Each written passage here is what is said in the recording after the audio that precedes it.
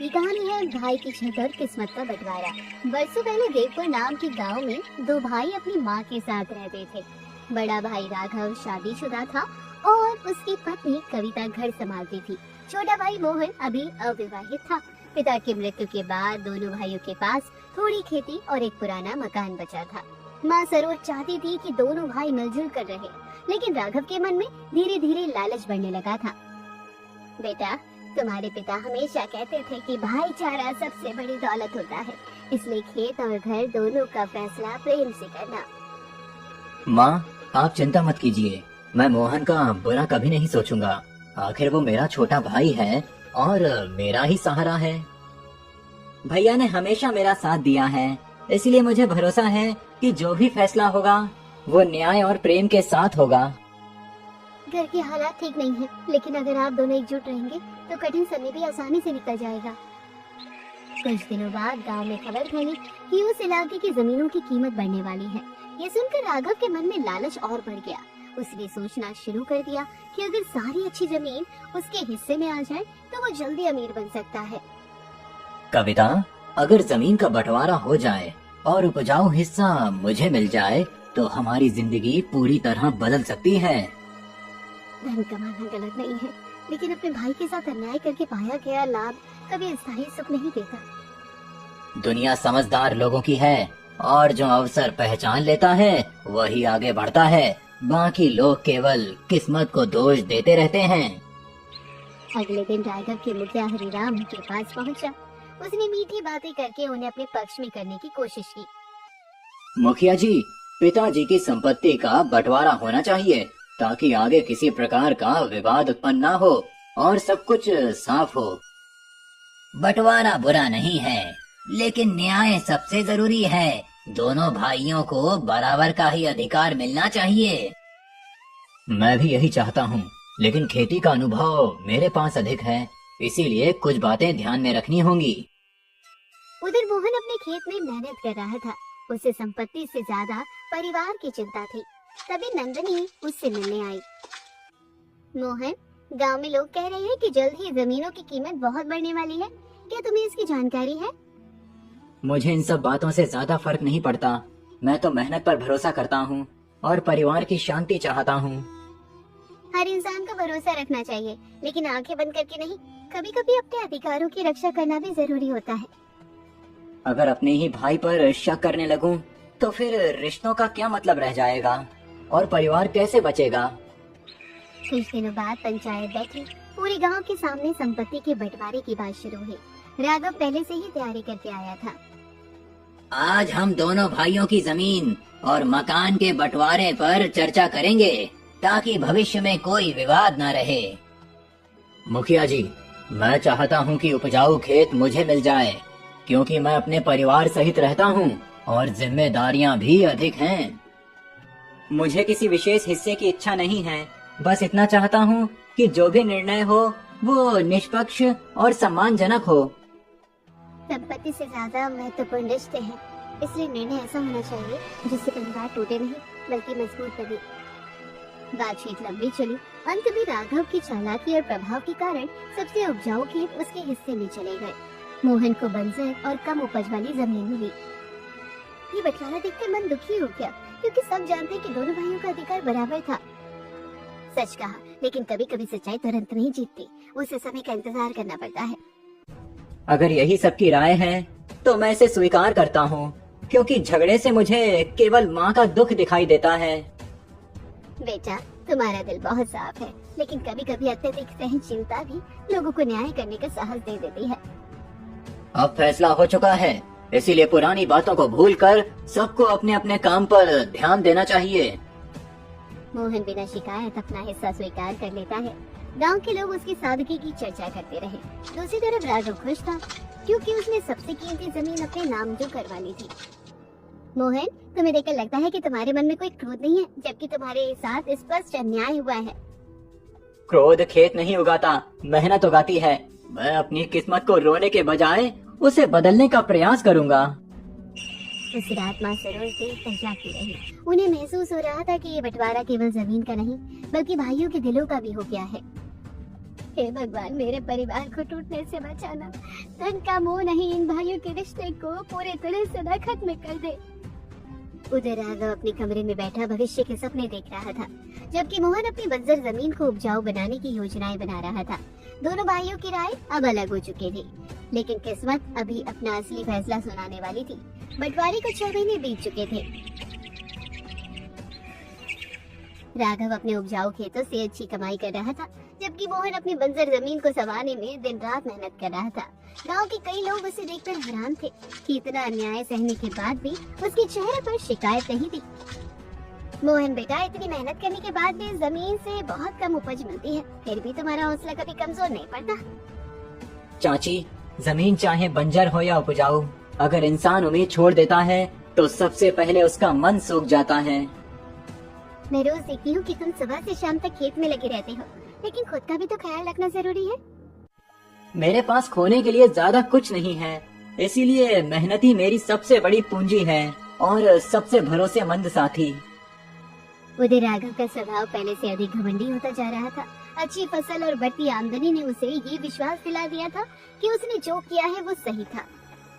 देखा कविता, अगर मैंने समझदारी नहीं दिखाई होती तो आज यही सारी कमाई आधी हो जाती और हमारा सपना अधूरा रह जाता। धन बढ़ाने से इंसान बड़ा नहीं होता, बल्कि उसके व्यवहार से उसकी असली ऊंचाई दिखाई देती है। ये बात मत भूलिए। तुम हमेशा भावनाओं की बात करती हो, लेकिन दुनिया में सम्मान उसी को मिलता है जिसके पास धन और शक्ति होती है। अगर धन ही सब कुछ होता तो अमीर लोग कभी दुखी नहीं होते, लेकिन इतिहास इसके बिल्कुल विपरीत कहानियों से भरा पड़ा है। एक दिन मोहन अपनी जमीन के कोने में कुआं खोदने का काम कर रहा था। अचानक फावड़ा किसी कठोर चीज से टकराया। उसने मिट्टी हटाई तो उसे एक पुराना लोहे का संदूक दिखाई दिया। ये यहाँ कैसे दबा हुआ था? शायद किसी पुराने समय की वस्तु होगी। पहले इसे ध्यान से देखना चाहिए। इतना बड़ा संदूक जमीन के भीतर होना साधारण बात नहीं है। इसे पंचायत के सामने खोलना ही उचित रहेगा। तुम सही कह रही हो। जो चीज मेरी मेहनत से मिली है उसका फैसला भी ईमानदारी से होना चाहिए। अगले दिन पंचायत के सामने संदूक खोला गया। अंदर पुराने चांदी के सिक्के, कुछ आभूषण और जमीन से जुड़े पुराने दस्तावेज रखे थे। ये बहुत महत्वपूर्ण खोज है, क्योंकि इन दस्तावेजों से कई पुराने रहस्य सामने आ सकते हैं। संदूक जिस जमीन में मिली है वो पहले पिता की संपत्ति थी, इसीलिए इस पर मेरा भी अधिकार बनता है। मैंने कभी किसी का हक नहीं छीना, इसीलिए जो पंचायत उचित समझेगी मैं वही निर्णय स्वीकार करूंगा। हरिराम ने दस्तावेजों को ध्यान से पढ़ा। उनमें लिखा था कि वर्षों पहले उस इलाके के एक जमींदार ने अपनी कुछ संपत्ति मोहन और राघव के दादा के नाम कर दी थी, लेकिन उसका रिकॉर्ड कभी सामने नहीं आया। इन कागजों के अनुसार कई एकड़ जमीन और कुछ धनराशि तुम्हारे परिवार के नाम दर्ज है, जिसका दावा आज तक किसी ने नहीं किया। वाह, ये तो भगवान का न्याय लगता है, क्योंकि जिसे सबसे कम मिला था उसी की जमीन में ये सब निकला है। राघव के चेहरे का रंग बदल गया। उसे लगा कि किस्मत उसका साथ छोड़ रही है। मुखिया जी, ये संपत्ति पूरे परिवार की है, इसीलिए इसका बंटवारा फिर से होना चाहिए और सबको बराबर हिस्सा मिलना चाहिए। जब पहले बंटवारे में बराबरी की बात हुई थी तब किसी ने मेरी बात नहीं सुनी, फिर मैं भी विवाद नहीं चाहता।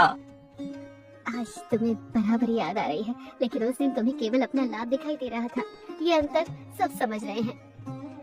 राघव भीतर ही भीतर परेशान रहने लगा। उसे डर था कि गांव वाले अब उसके लालच की चर्चा करेंगे। दूसरी तरफ मोहन पहले की तरह शांत था। बेटा मोहन, भगवान देर कर सकता है, लेकिन अन्याय को हमेशा के लिए जीतने नहीं देता। ये बात आज साबित हो गई है।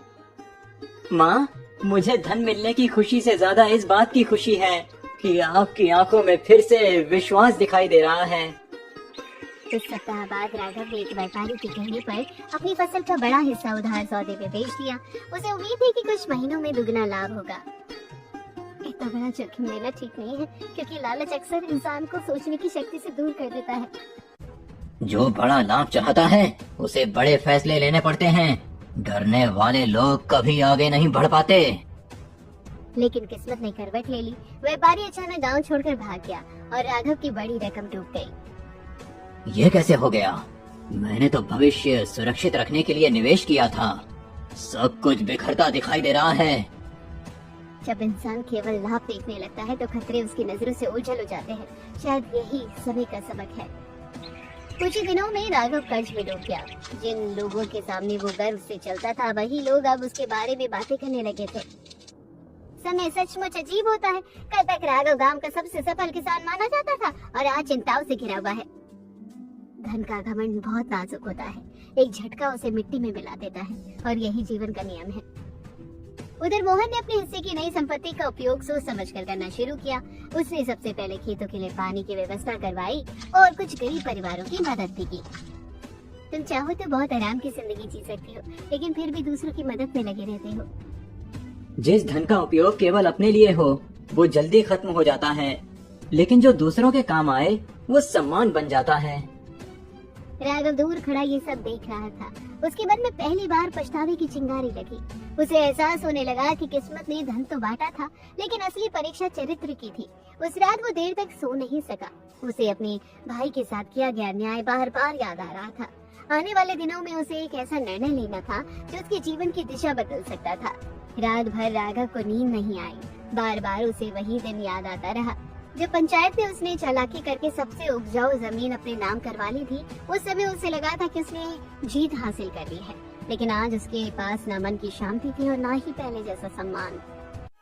मैंने धन पाने के लिए अपने ही भाई का हक छीन लिया था, लेकिन आज समझ आ रहा है कि सबसे बड़ा नुकसान मैंने अपने चरित्र का किया। गलती हर इंसान से होती है, लेकिन बहुत कम लोग उसे स्वीकार करने का साहस दिखाते हैं और सुधार का रास्ता चुनते हैं। मुझे लगता है कि मैंने केवल मोहन के साथ नहीं, बल्कि पिता की सीख और माँ के विश्वास के साथ भी विश्वासघात किया है। अगर तुम्हें अपनी गलती का एहसास हो गया है तो अभी कुछ देर नहीं हुई है, क्योंकि रिश्तों के दरवाजे अक्सर पश्चाताप से खुल जाते हैं। अगली सुबह राघव माँ सरोज के पास आया। उसकी आंखों में पछतावा साफ दिखाई दे रहा था। माँ ने पहली बार अपने बेटे को इतना टूटा हुआ देखा। बेटा, तुम्हारे चेहरे पर ऐसी उदासी पहले कभी नहीं देखी। क्या तुम्हारे मन में कोई भारी बोझ छुपा हुआ है?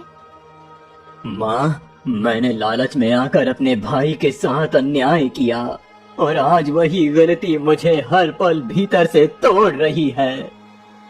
जिस दिन इंसान अपनी गलती पहचान लेता है, उसी दिन उसके सुधार की शुरुआत हो जाती है। इसलिए सत्य से मत भागो। मैं मोहन से माफी मांगना चाहता हूँ, लेकिन डरता हूँ कि कहीं वो मेरे शब्दों को केवल मजबूरी न समझे। सच्चे आंसू और सच्चे पश्चाताप को पहचानने में देर लग सकती है, लेकिन वो कभी पूरी तरह छिप नहीं सकते। उधर मोहन अपने खेत में काम कर रहा था। नई सिंचाई व्यवस्था के कारण बंजर जमीन अब धीरे धीरे उपजाऊ बन चुकी थी। गांव वाले उसकी मेहनत की मिसाल देने लगे थे। आज पूरे गांव में तुम्हारी चर्चा है, क्योंकि तुमने कठिन परिस्थितियों को हार नहीं बल्कि अवसर में बदल दिया। अगर उस दिन मुझे अच्छी जमीन मिल जाती तो शायद मैं इतनी मेहनत कभी नहीं करता और जीवन का ये सबक नहीं सीखता।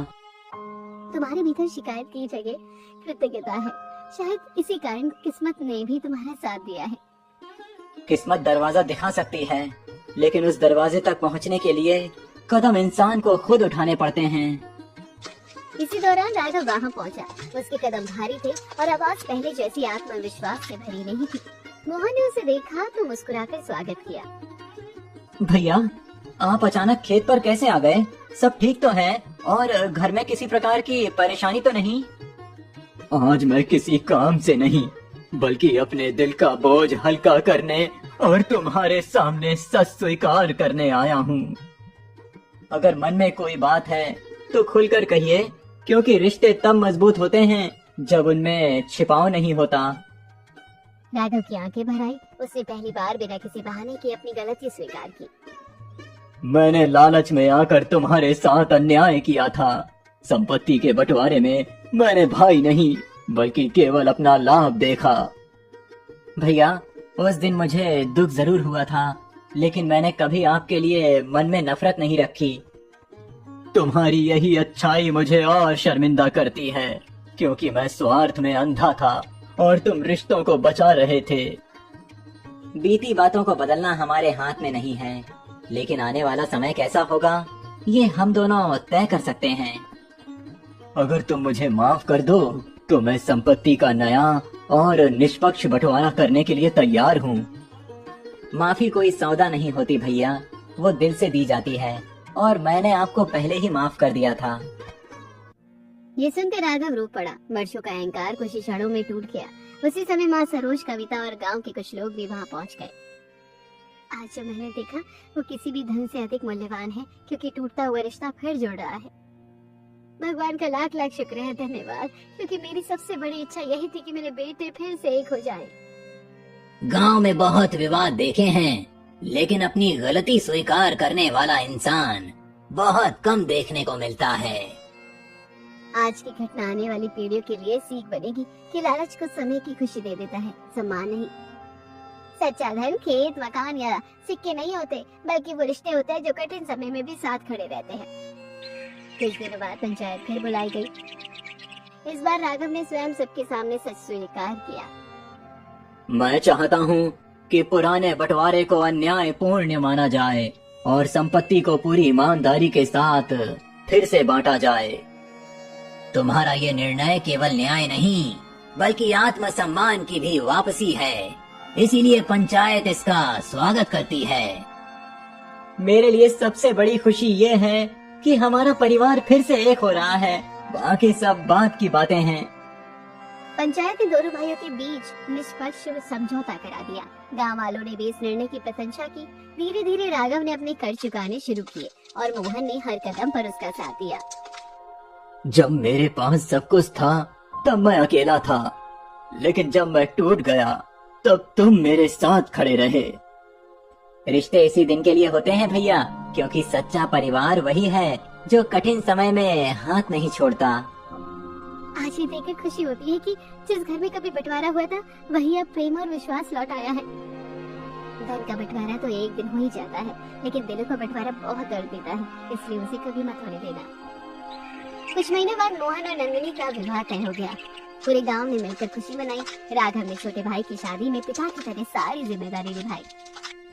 मोहन, आज मुझे ऐसा लग रहा है जैसे भगवान ने मुझे दूसरा अवसर दिया है और मैं उसे खोना नहीं चाहता।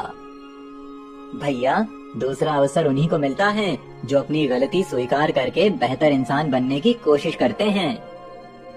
शादी के बाद घर में फिर से हंसी लौट आई। माँ सरोज की आंखों में संतोष था।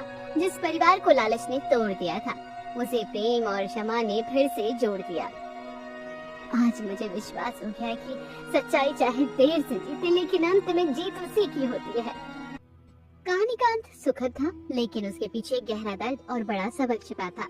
राघव ने सीखा कि छल से पाया गया लाभ कभी स्थायी नहीं होता। मोहन ने साबित किया कि धैर्य, मेहनत और अच्छे कर्म अंततः अपना फल जरूर देते हैं। लालच रिश्तों को तोड़ देता है, जबकि ईमानदारी और क्षमा टूटे हुए परिवार को भी फिर से जोड़ सकती है। किस्मत धन बांट सकती है, लेकिन सम्मान और प्रेम केवल अच्छे कर्मों से ही मिलते हैं।